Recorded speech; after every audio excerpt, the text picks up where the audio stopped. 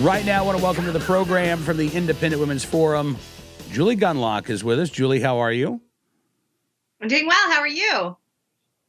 I am good. Are you? Or maybe I should say bonjour or whatever language they were speaking on your European jaunt. Are you back stateside now, Julie?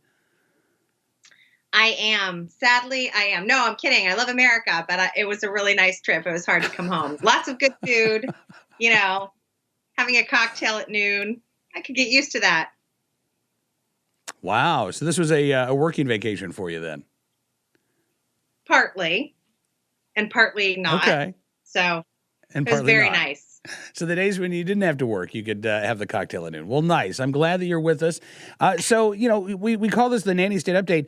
And in many ways, Europe is, I think, a bit more nanny-ish than the United States. Was that noticeable when you were overseas?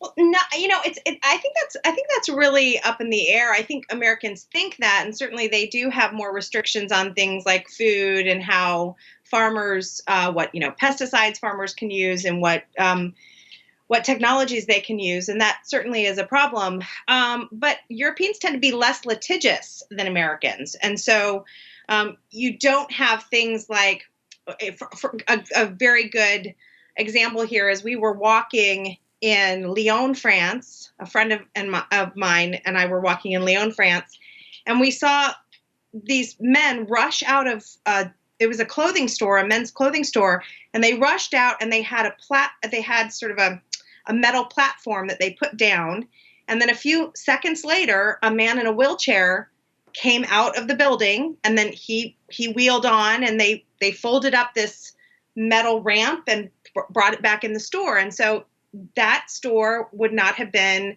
in compliance with American laws on making sure that people in wheelchairs have access to buildings. And yet this man was able to get into the building. The shopkeeper was very willing to put up this ramp. And so again, yes, I think there are in some areas, there are more regulations, but in others, there aren't. And again, I think part of that is because, if here in America, if you didn't have access to a building, there would be a lawsuit. And so it's kind of a mixed bag, I think.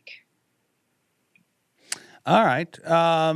So now you're back, and just in time for the snow to fall and for everything to shut down in D.C. today, right? Over, 1 to 3 inches of snow? Is that right? It's ridiculous. I should show you outside my window. It's. Do you want to see outside the window? I mean, there's like no snow, essentially. I mean, I grew up in the Midwest, and I would sort of trudge waist deep to school, so I have no sympathy for this. But look, I would far prefer Alexandria Schools to shut down for snow rather than the reason they shut down last week, which was I don't know if you covered this on your show, but they shut down Alexandria Schools. Shut down so that teachers could participate in the Women's Day Off protest, whatever that was. That seems to still be confusing for people. But so while I was out in Europe, my husband was sort of struggling to find someone to take care of the kids. The entire Alexandria school system shut down for a completely ridiculous political reason. So I was up late in Europe tweeting my anger. You were not taking the day off then, even though you were overseas. You were still busy venting your spleen, right? I was. Has there been any fallout from that, or was it just? Is this now just sort of seen as acceptable in Alexandria? Or no, there was fallout? There definitely was. Currently, the Alexandria school system is going through a budget debate. The capital improvement plan has been announced by the mayor and the city board, city council, and the school board and this, Alexandria City public school system wants more funding for some. And I will tell you, my kids go to the public school. There are some needed capital improvement plans for school buildings and school programs. And so there is a budget battle going on. And so in the middle of this, you have a lot of parents who are supportive of the school, asking for increased funding, and then they pull this stunt. And I, for one, am no longer going to support the effort to get increased funding. I mean, I think it's kind of, as a conservative, it's kind of, you kind of look at Jim Garrity's written a bit about this, about the Alexandria school system and how much money they spend per school. It's pretty high. I think it's around $17,000 per student. I'm not sure if that's the exact quote, but it's around that. And so to ask for more funding, but if they're going to ask for more funding and then give teachers the day off to participate in a political event with 1 day's notice for parents, I have no interest in supporting that school system. Talking again with Julie Gunlock of the Independent Women's Forum. Do you think that is that a more common a sentiment now that the school was closed with that? I mean, it seems to me like maybe you had a lot of parents who just, whatever, you be you. But all of a sudden, when it impacts them, now it's, this is ridiculous. And now all of a sudden they might have created some accidental activists there in Alexandria. Yeah, I think there is, general disgust. I mean, what annoys me is, look, this is yet another anti-Trump effort. This is another anti-Trump protest. And we are living in a day and age where there are going to be calls to protest every 10 minutes. And the leadership of the Alexandria school system has got to demonstrate some leadership and deny a leave request for a political reason. This is not, 300 people had the flu or, had some sort of emergency in their family. They were very clear that 300 people asked off for this political reason. And if you've got a school system that is incapable of some pretty basic leadership and denying leave for this reason, then I'm not going to support more money for this school system. So, yeah, I think you had a lot of, I have some conservative friends in this neighborhood. We all sort of stick together, all four of us. And, I think that they lost that support on that demographic because, again, we're not stupid. We know exactly what this is. And it's basically it's the school system, school administration supporting political activism on the part of teachers. And on school time, on my dime, on my dime. So I'm not going to, I think they managed to make a lot of people mad. And, it was, as you say, 300 people out of more than 3,000 staffers. And those 300 people were able to dictate to the rest of these staffers, not to mention the tens of thousands of students and the tens of thousands of parents. Where was the consideration given for all of those folks as opposed to given to the 300 individuals who wanted to not go to work that day? Well, also, what's so interesting about this is the Alexandria school system, the kids who go to that school, my kids are in that school system, over half of them, of the students in that school system, qualified for free and reduced school lunches. So we're talking about a population, the majority of the students in that school live at or under the poverty line. Okay. So we're not talking about a lot of parents who like, oh, well, we have the nanny, or, oh, it's okay, I can work from home that day. A lot of the parents of these students are probably service workers, and it was much more difficult for them. So I just love these people, protesting. I'm really not sure what, but at the expense of these people who really struggle and who I'm sure some people got in a lot of trouble for not showing up to work that day. Outside of the school district, you mean? Yeah.